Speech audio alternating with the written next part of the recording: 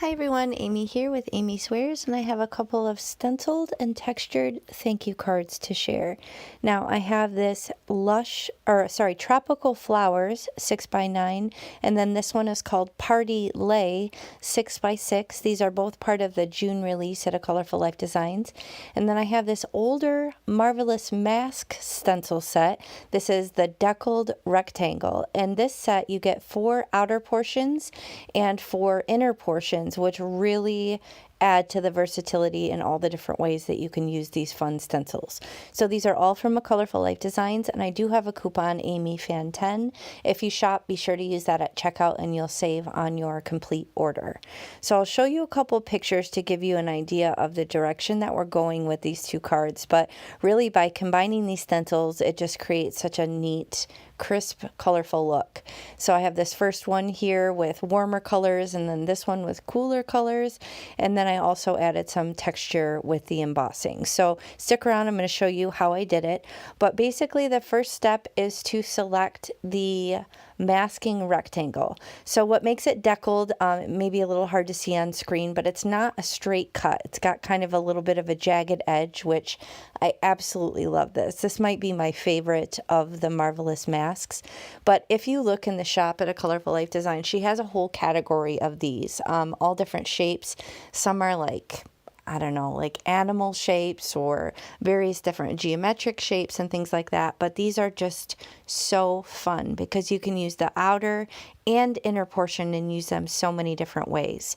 So the way that I'm using it for this purpose is just to really accentuate that shape. I don't want to lose any of the detail around the edges with that deckled finish. So I'm just doing some very light ink blending and with my yellow and orange brush, and I'm just using residual ink to lay down that first layer. I don't want it to be too in your face.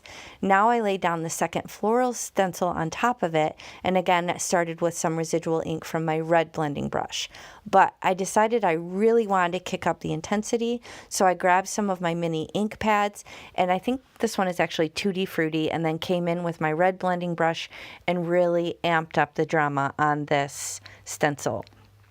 So I'm going to remove these magnets. Well, actually, I'm going to come in again with Flirty Fuchsia. So this is kind of like adding a purple. You may have seen me mention recently, if you really want to dial up the drama on your reds, instead of going with a deeper red, go with a purple, because it will really kick it up a notch and create some visual interest. So here I'm just showing you this amazing detail.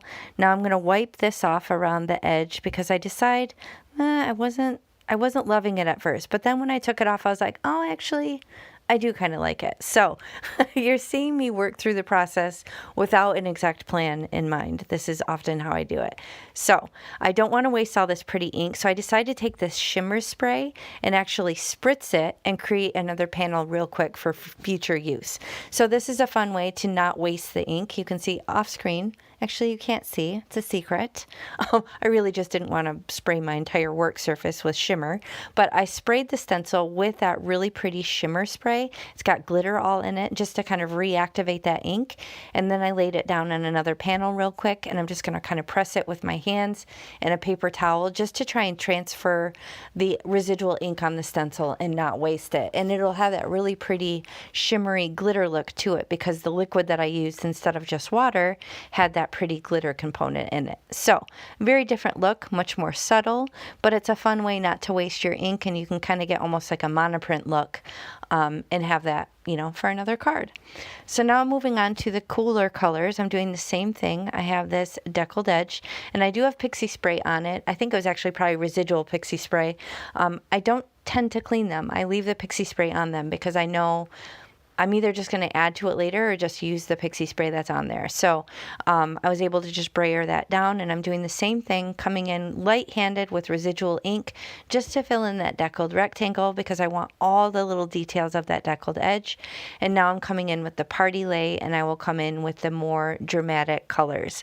So I have Something Borrowed, Aquatini, and Flirty Fuchsia are the colors that I'm going to use to really amp up the intensity with this floral stencil. And again, with the masking, it's only putting the ink down in the opening of that Marvelous Mask stencil. So you get that nice crisp white border on your design, just to really kind of create that white space and have a clearly defined line. And I just love it.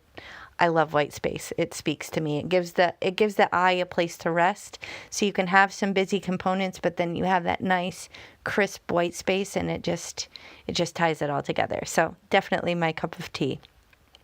Now, same thing, I'm using the purple just to really amp up the intensity and lay down in a couple spots on the composition just to really kind of kick up the drama, if you will. So I'm going to remove all these magnets from my magnetized mat, and I'm going to remove the deckled edge, and look at that. It's just so satisfying.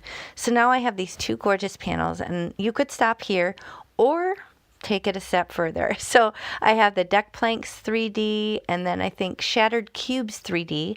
These are my favorite 3D embossing folders from Altenew, and I'm just going to run these panels through off screen through my die cutting machine. Now, oftentimes I will spritz them with some water. I don't think I did in this case, but if I did, I would be really mindful to only get the spritzed water on the back of the panel, because I'm working with a water reactive ink and I don't want to risk any of it getting on the front of that panel because I want it nice and crisp. So I think in this case I didn't actually spray them, but usually if it's just a plain cardstock, I would.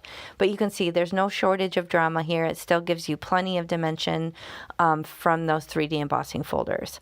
So I really love that Deck Plank one. I think it turned out so neat. So here you go. I have my book here, or my chocolate box here with all my other card panels ready for future cards. I'm just storing that away. And then I just have to pick some sentiments. So this is my storage solution for my die cuts. I have one for die cuts, one for sentiment strips, and one for my critters.